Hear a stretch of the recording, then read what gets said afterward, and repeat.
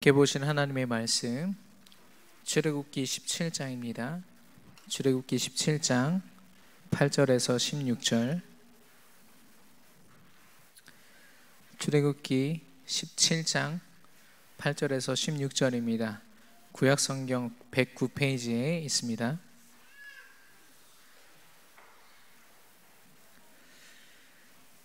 출애굽기 17장 8절에서 16절 우리 함께 교독하겠습니다. 제가 먼저 읽습니다.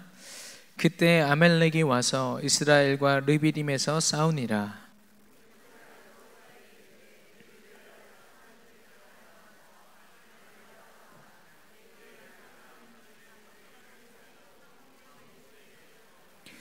여호수아가 모세의 말대로 행하여 아말렉과 싸우고 모세와 아론과 훌은 산 꼭대기에 올라가서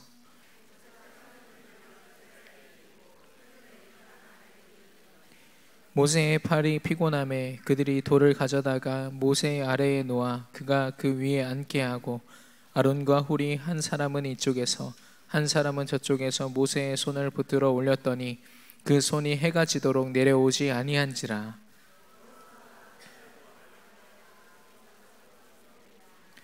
여호와께서 모세에게 이르시되 이것을 책에 기록하여 기념하게 하고 여호수아의 귀에 외워 들리라.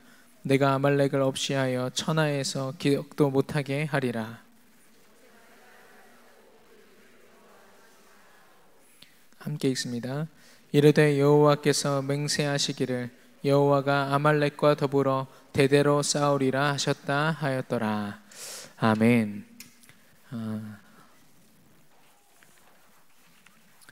오늘 함께 나눌 제목은요, 여호와 니시입니다. 출애굽기 17장 8절에서 16절 말씀이죠.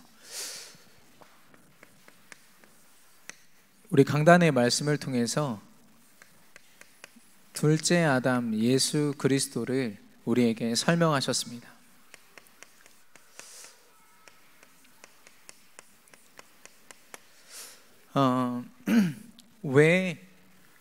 왜 오직 예수 그리스도 되어야 하는가? 이 둘째 아담이라는 표현, 바울의 표현인데요. 왜 둘째 아담이라고 했을까요? 바로 첫째 아담과 비교하기 위해서, 첫째 아담과 어떤 차이가 있는지 분명하게 보이시려고 이 용어를 쓰셨어요. 왜냐? 첫째 아담에게는요, 하나님이 약속을 주십니다. 이 선악과를 먹고 안 먹고 여기에 너와 나의 관계가 걸려 있다. 하나님이 인간의 어떤 행위에 어떤 소망을 두신 거죠. 그래서 이것을 행위의 언약이라고 합니다.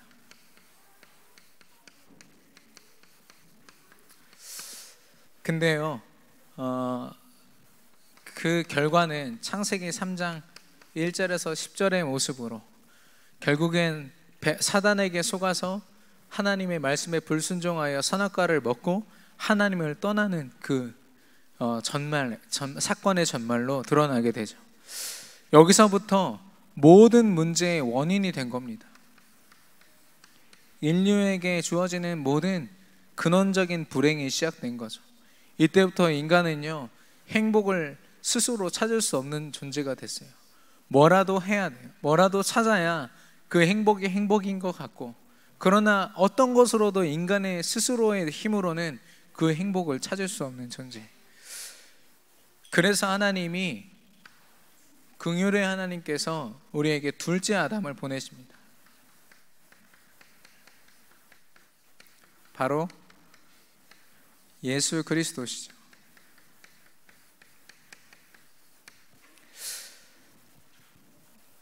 하나님께서 예수 그리스도를 은혜의 언약으로 주셨어요. 이 말은 더 이상 다른 것에 소망을 두지 않겠다. 100% 나를 의지하고 그리스도 예수를 믿음으로 말미암아 하나님 앞에 믿음으로 나아가는 그 사람에게 구원의 축복을 허락하겠다 약속하신 겁니다.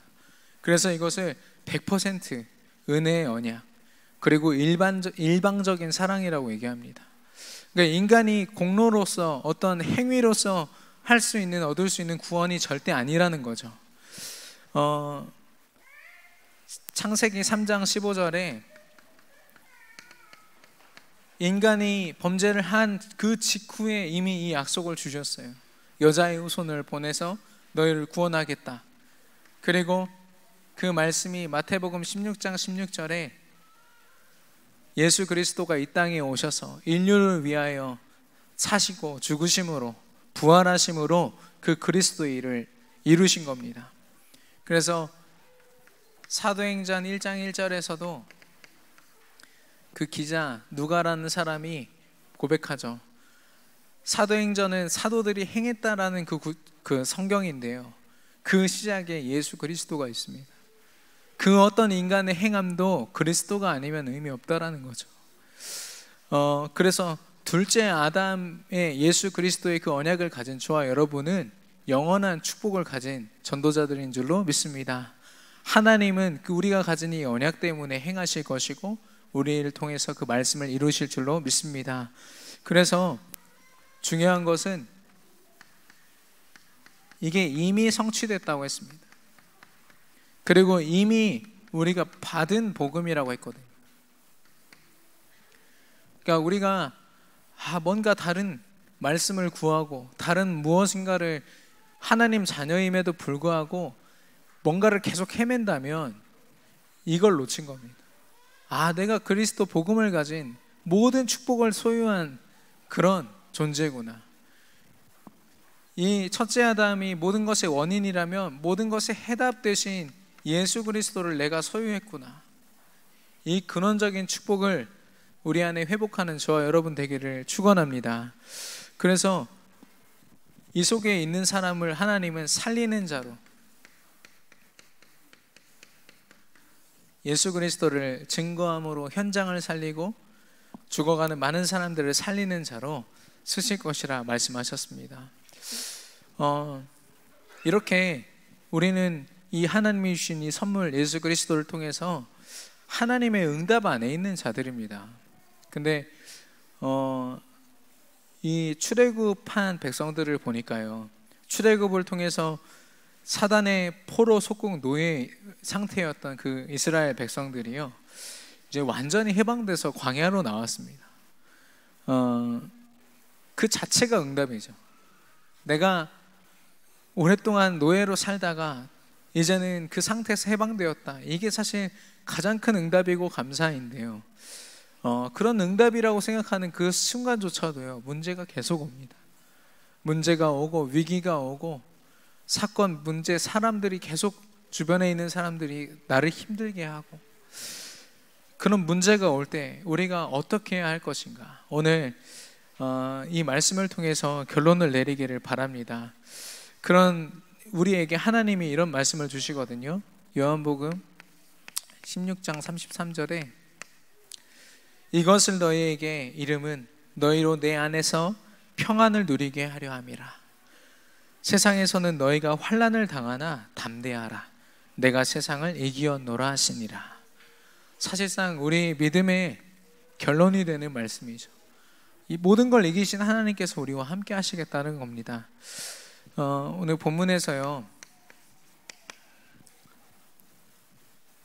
우리의 삶이 광야 생활이라고 했습니다.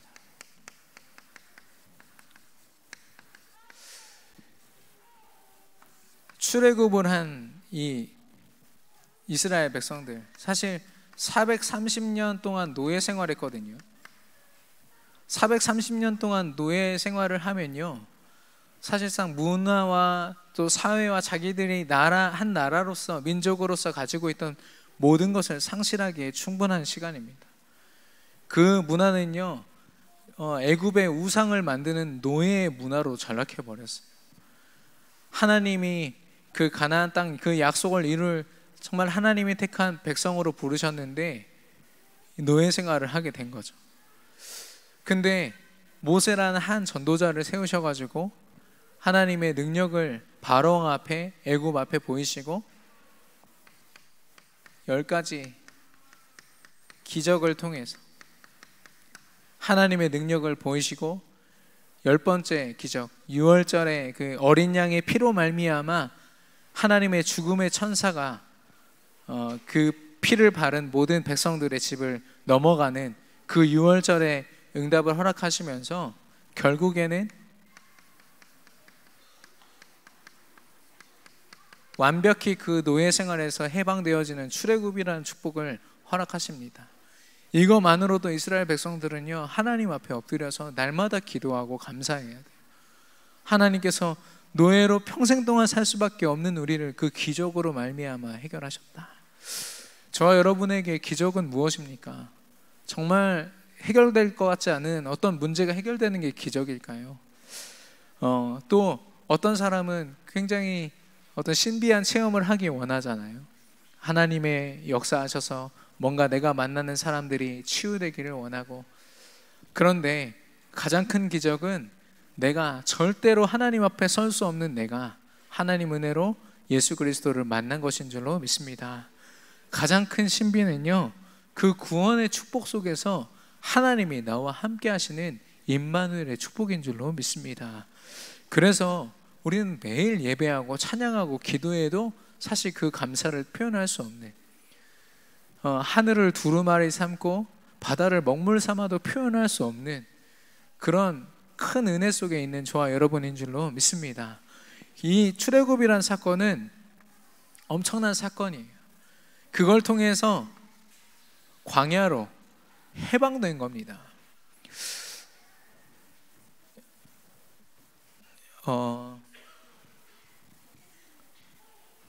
네, 제가 조금 긴장해서, 우리 광야 생활이 하나님이 주신 언약의 여정 속의 과정인데요, 우리의 과거를 볼 때 이 광야 생활을 하는 백성들의 그 과거는 노예 생활이었지만, 노예들이었지만 10가지 기적을 통해서 하나님의 능력으로, 특별히 그리스도의 피 언약으로 출애굽을 하게 된 거죠. 이게 그들의 과거입니다. 정말 비참한 모습이었지만 하나님이 회복시키셨어요. 이게 기적이고 신비인 거죠. 그리고 그들의 미래는 어떻습니까? 출애굽기 3장 17절 18절에 보면요, 하나님께서 가나안 정복을 이야기하고 계십니다.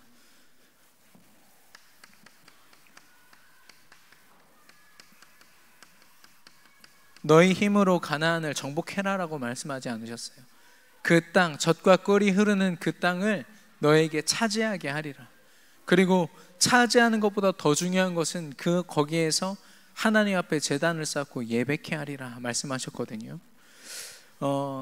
하나님이 그 미래를 다 보장하신 거예요. 광야에서 어떤 고생을 하고 어떤 모습으로 살든요, 하나님은 하나님 자녀된 저와 여러분에게 모든 것을 정복하고 다스릴 수 있는, 이미 창세기 1장 27절 28절에 하나님이 우리에게 허락하신 그 축복을 우리에게 보장하신 줄로 믿습니다.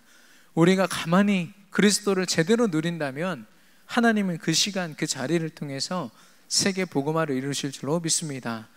광야 생활을 하고 있는 지금 백성들의 모습입니다. 이스라엘 백성들의 과거는요, 모든 문제로부터 해결됐어요.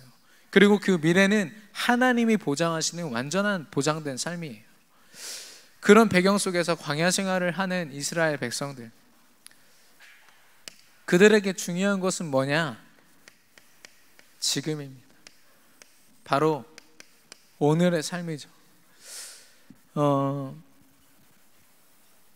이 이스라엘 백성들에게 끊임없이 문제가 옵니다. 지난 강의에서, 우리 집중훈련 강의에서 장성도 목사님이 하나님이 끊임없이 문제 앞으로 이스라엘 백성들을 끌고 가는 이유는 그걸 통해서 오직 그리스도로 결론 내리라고, 하나님의 계획이 그 문제에 있다고 했거든요. 오늘 이스라엘 백성들을 보면요, 아까도 말씀드렸지만 430년 동안 노예 생활하면서 문화와 모든 것들을 다 잃어버렸어요. 모든 것을 다 잃어버린 상태에서 계속 문제를 만나는 겁니다. 배고픔이 오고요, 또 목마름이 오고요. 그리고 오늘 본문에서는 아말렉이라는 군대가 쳐들어옵니다. 이런 위기 속에서 지금 오늘을 어떻게 살아야 할 것인가? 근데요, 지금 오늘을 감당하고 있는 먼저 나의 모습을 보면 각인되어 있는 것이 있습니다. 나의 정체성인데요, 하나님 자녀가 되기 이전에 나 중심의 삶, 눈에 보이는 물질을 쫓아 살던 그 삶, 그리고 바벨탑을 쌓았던 그들의 모습처럼 어리석게도 하나님을 떠나서 하나님과 상관없이 성공을 위해서 달려갔던 나의 삶, 그게 우리 안에 깊이 뿌리 내려져 있고 각인되어 있는 것이죠. 그리고 뿌리 내려져 있는 것, 우리의 삶 속에요,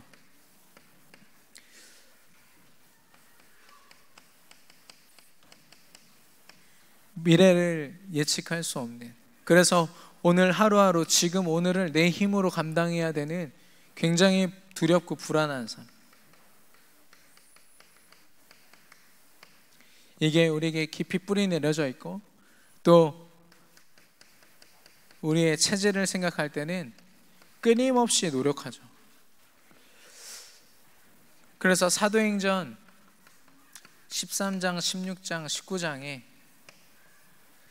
하나님이 아닌 다른 것, 특별히 우리가 접하는 이 문화와 세상이 주는 것, 사단의 문화 속에서 어떻게든 나를 발견해 보려고, 나의 행복을 발견해 보려고 노력하는 저와 여러분의 모습들. 그래서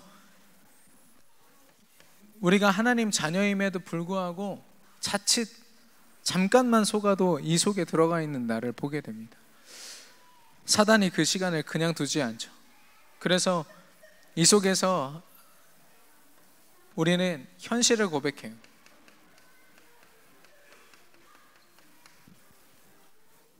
먼저는 불평을 쏟아놓고요, 하나님을 향한 불만과, 그리고 결국엔 그 모든 고백들이 불신앙이 되죠. 하나님이 내게 역사하시지 않는 것 같아, 함께 하시지 않는 것 같아, 나의 모습이 하나님과 상관없음을 기억하지 못하고요, 하나님이 그런 나에게 역사하지 않는다고 불신앙을 또 고백하게 됩니다.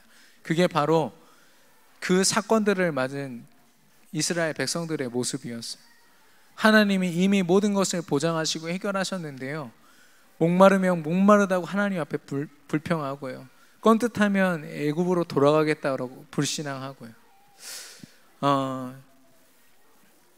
그런 이스라엘 백성들, 그런 저와 여러분을요 가만히 두지 않는 존재가 있습니다.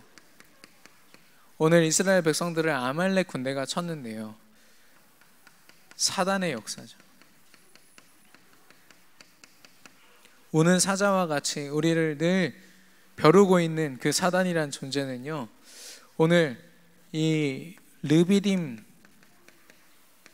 전투로 이스라엘 백성들이 출애굽하고 사실 처음 한 전투입니다. 여러분이 인생에서 많은 문제를 만나지만 저는 그렇게 느껴요. 늘 처음 만나는 문제 같아요. 늘 불안하고요, 늘 두렵고요, 어떤 문제가 크게 닥치면 그것 때문에 좀 힘겹기도 하고요. 마찬가지로 이스라엘 백성들이요, 전혀 어떤 군사 훈련을 받지도 못했고 나라의 모습이나 공동체의 모습도 갖지 못한 채 단지 하나님의 은혜를 입고 있다는 거, 이 하나만을 가지고 지금 아말렉 군대를 맞이한 겁니다. 그래서 첫 전투인데요, 그래서 잘 싸우고 뭔가를 갖추고 열심히 싸우고 이게 사실 의미가 없어요. 아말렉 군대는 이미 정비되어 있고요, 완전한 군대입니다. 이 군대를 맞서 싸운다는 것 자체가 이스라엘 백성들에게 불가능한 거죠. 그래서 하나님께서 정말 승리가 무엇인지 오늘 아말렉의 전투, 르비딤 전투를 통해서 보이시는 겁니다. 승리하는 삶.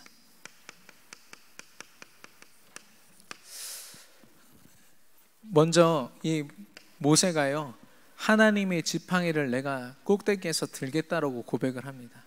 이 언덕 꼭대기에서 내가 이 하나님이 기적을 보이신 이 하나님의 지팡이를 들겠다라고 이야기하거든요.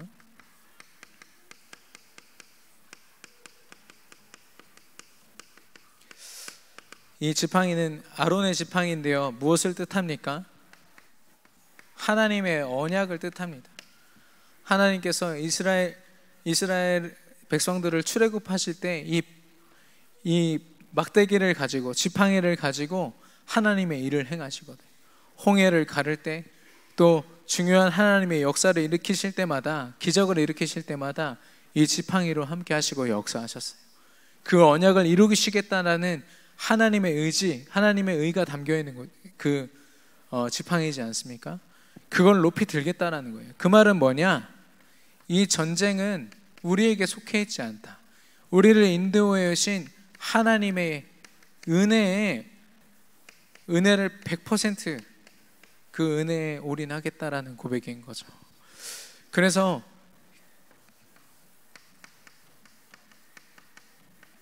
그 지팡이를 꼭대기에 들고 올라가겠다란 말은, 그 높이 들겠다란 말은 하나님의 영광, 하나님이 하시는 그 일 외에 다른 것에 의지하지 않겠다라는 그 모세의 고백을 담은 그 고백입니다.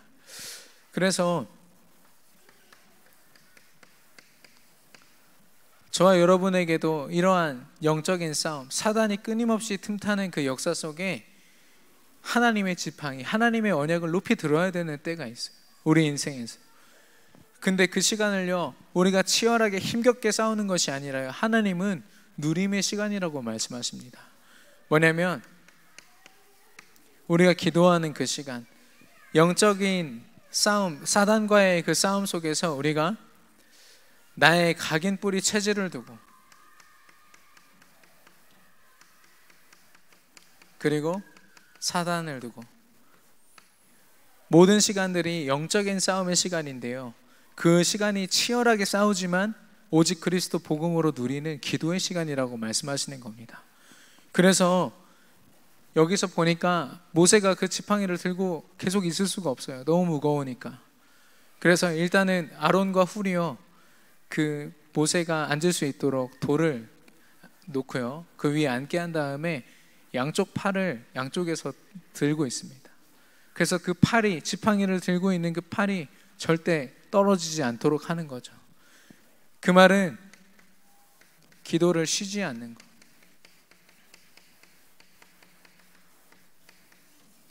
하나님을 향하여 기도를 쉬지 않는 것. 그래서 여기에서 보면은 아말렉과 싸우고 있는 사람은 여호수아입니다. 여호수아가 이스라엘 백성들을 이끌고 지금 그 언덕 아래에서 막 치열하게 싸우고 있어요. 근데 하나님의 포커스는요, 거기 맞춰져 있지 않습니다. 하나님의 포커스는요, 지금 모세가 이 지팡이를 들고 있는 그곳에 있거든요. 그래서 모세가 그 지팡이를 내려놓지 않고 그 기도를 끊이지 않았을 때 하나님께서 결국에 뭐라고 하시냐? 승리를 허락하시면서 13절에 여호수아가 칼날로 아말렉과 그 백성을 쳐서 무찌르니라 라고 했습니다. 그러니까 무찌른 게 중요한 게 아니라요, 무찌른 건 하나님이 하신 일이고 모세가 그 기도를 멈추지 않았다라는 거, 그 언약을 상징하는 그 지팡이를 높이 들고 그것을 내리지 않았다는 거, 그게 중요한 거죠. 그래서 그 시간을 통해서 하나님이 승리를 허락하셨는데요, 그것을 모세가 니시의 하나님이라고 했습니다. 여호와 니시의 하나님, 깃발을 뜻하는데요, 승리의 깃발을 하나님께서 꽂으셨다, 이런 뜻이죠. 그래서 13절에 보니까 승리를 말씀하시고 14절에 그것을 기록하고 기념하라고 하셨습니다. 왜냐하면 이 사건은요, 이 싸움은 여호수아가 싸운 것이 아닙니다. 모세가 기도함으로 하나님이 싸우신 전투거든요. 우리 인생에서 주어지는 모든 영적 전투의 그 주인공이 하나님이 되셔야 되는 줄로 믿습니다. 우리가 기도를 열심히 하고 뭘 하고가 아니라 복음으로 조용히 집중하는 그 시간이 하나님이 우리를 승리케 하시는 시간인 줄로 믿습니다. 그래서 여기 보니까 16절에 이 아말렉이라는 그 적을 두고 하나님 여호와께서 대대로 싸우리라라고 하셨어요. 너희 보고 그 이스라엘 백성들 보고 너희가 싸워라, 계속 싸워서 아말렉이 전멸될 때까지 싸워라라고 말씀하지 않으셨어요. 싸우리라. 너희가 언제든 기도하면 내가 나서서 내가 대신 싸우겠다. 그렇지 않다면 싸우는 너희에게 힘이 되어주고 너희가 절대 패하지 않도록 하겠다라는 약속입니다. 그리고 14절에 보니까 그 아말렉의 역사를 기억도 못하게 하리라라고 했습니다. 예, 그 아말렉이 쳐들어올 때마다 불안과 두려움으로 가득했던 이스라엘 백성들이요, 더 이상 그 아말렉이라는 존재를 두려움으로 기억하지 않도록 하겠다라는 거죠. 오히려 그 시간들을 증거 삼아서요, 우리가 하나님 앞에 나아감으로 하나님이 아말렉을 이기게 하셨다, 이런 승리의 고백으로 바꾸겠다고 말씀하신 겁니다. 그래서요, 하나님이 우리에게 허락하신 그 승리는 절대 승리입니다. 여호와 니시 하나님이란 고백은요, 하나님이 하실 수도 있고 안 하실 수도 있다, 이런 고백이 아니라 분명히 하나님이 언약을 통해서 이루실 것이라는 믿음의 고백인 줄로 믿습니다. 그 고백을 모세가 이 르비딤 전투를 통해서 고백한 거예요. 저와 여러분도 끊임없는 이 영적인 전투 속에 있습니다. 이번에 우리 전도 집중 훈련을 우리 같이 했잖아요. 그 시간 속에서 우리가 이 영적인 전투를 치열하게 싸워야겠다, 영적으로 한껏 우리가 뭔가 레벨이 높아져 있는 게 막 느껴집니다. 그러니까 지금 당장이라도 불신자 만나면 여러분 되게 치열하게 복음 전할 것처럼 여러분 보이거든요. 근데 하나님은 그거보다 더 중요하게 우리가 복음으로 얼만큼 지속하고 집중하는가, 조용히 담대하게 당당히 하나님 앞에 복음을 가지고 서 있는 우리의 모습을 하나님이 원하시는 것 같습니다. 그래서 이 승리에 대한 구절을 찾다 보니까요, 로마서 8장 32절에서 39절, 제가 여러분을 대표해서 좀 읽어드리겠습니다. 하나님이 우리를 위하시면 누가 우리를 대적하리요? 다시 살아나신 이는 그리스도 예수시니 그 하나님 우편에 계신 자요 우리를 위하여 간구하시는 자신이라. 누가 우리를 그리스도의 사랑에서 끊으리요? 환난이나 곤고나 기근이나 박해나 적신이나 위험이나 칼이랴. 이 모든 일에 우리를 사랑하시는 이로 말미암아 우리가 넉넉히 이기느니라. 아멘. 하나님이 우리에게 주신 사랑, 예수 그리스도 그 권세를 그 누구도 끊을 수 없는 줄로 믿습니다. 우리는 그 안에서 겨우 힘겹게 이기는 것이 아니라 넉넉히 이길 줄로 믿습니다. 결론인데요, 저와 여러분은 광야의 삶을 살고 있습니다. 광야라는 것이 굉장히 힘든 곳, 이렇게 우리에게 좀 인식이 되어 있는데, 광야는 사실 출애굽을 해야만 갈 수 있는 곳이에요. 노예, 속국, 포로 상태에서 사단의 소나기에서 그리스도로 말미암아 온전히 회복된 자, 완전한 해답을 가진 자만이 갈 수 있는 곳이에요. 이제는 그 광야는요, 광야의 삶은 이제 우리가 해방됐으니까 우리 힘으로 살자가 아니라 더 하나님의 은혜로 살 수 있는 삶. 만나 매출하기가 아니면 우리 배를 채울 수 없고, 하나님이 주신 물이 아니면 우리의 갈증을 채울 수 없고, 하나님이 주신 불기둥, 그 구름 기둥이 아니면 하루도 살 수 없는 자가 바로 저와 여러분의 삶인 거죠. 그래서 하나님의 은혜가요, 우리가 문제를 당했을 때만 필요한 게 아니라 매일 매순간 필요한 줄로 믿습니다. 그래서 하나님이 우리에게 허락하신 게 삶 오늘이에요. 복음을 가지고 잠깐이라도 하나님 앞에 집중하고 하나님이 내게 어떤 말씀을 주셨는지 기억하는 시간. 이 르비딤 전투를 통해서, 광야의 삶 속에서 르비딤 전투와 같은 영적인 전투가 끊임없이 일어날 것인데요, 우리가 사모늘이라는 그 축복을 가지고 그 영적인 싸움에 임할 때 하나님이 단순히 이 승리하는 삶을 허락하실 뿐만 아니라요, 그 승리함 속에서 오늘 모세는 여호수아라는 제자를 찾아냅니다. 그 기도 속에서 앞장서서 싸웠던 여호수아가 있잖아요. 그 여호수아를 후계자로 생각하는 그 첫 시작이 됩니다.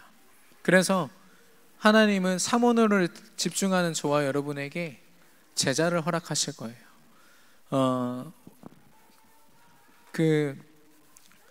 아까도 말씀드렸지만 이 전도에 대한 열망이 넘치는 이번 집중 훈련이었습니다.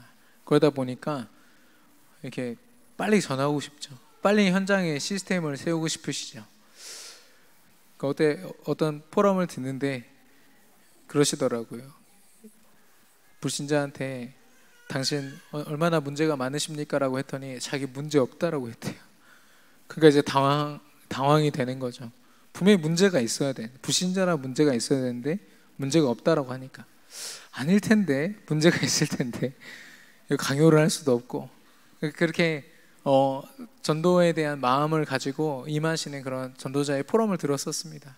근데 우리가 마음이 앞서지만 지금은 그 앞선 마음을 가지고 막 터뜨리기보다 하나님이 한껏 이렇게 우리의 전도에 대한 열정을 끌어올리셨을 때 그것을 가지고 사모늘에 집중하는 겁니다.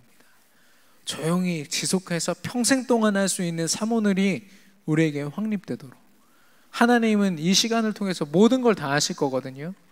여기 내가 조용히 집중하는 그 시간을 통해서 우리가 생각하는 그 어마어마한 응답들을, 사도행전 2장의 응답들을 이루어 가실 것인데 얼만큼 내가 여기에 도전하는가, 거기에 따라서 하나님이 제자도 허락하시겠다는 겁니다. 뿐만 아니라요,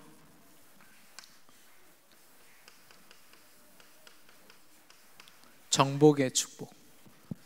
하나님은 결국에는 가나안 정복, 세계 복음화를 우리를 통해서 이루실 것인데 이 사모늘이 아니면요, 우리 집중훈련에서도 계속 나왔잖아요. 우리가 고생하고 힘들고 하나님 방향과 맞지 않아서 힘들어하고 고민하는 그 시간, 근데 그 시간에서도 결국 하나님은 말씀을 성취하신다, 언약을 성취하신다. 그럼 그 언약의 성취 앞에 우리가 말씀을 힘차게 따라가는 응답의 사람으로 서길 원하십니까? 아니면 끊임없이 말씀과 내 삶이 맞지 않아서 헤매는 삶으로 그 응답을 맞이하고 싶으십니까? 하나님은 저와 여러분에게 축복된, 그래서 하나님이 하시는 그 정복의 축복을 우리에게 허락하실 줄로 믿습니다. 그래서 현장 복음화, 저와 여러분이 지금 몸담고 있는 현장, 그 다음이 우리 민족 복음화, 그리고 세계 복음화. 우리의 지금 현 상황으로는 430년 만에 출애굽한 이스라엘 백성들과 같이 불가능해 보입니다. 하지만 하나님은 그 능력으로 이 세계 복음화의 축복을 우리에게 허락하실 줄로 믿습니다.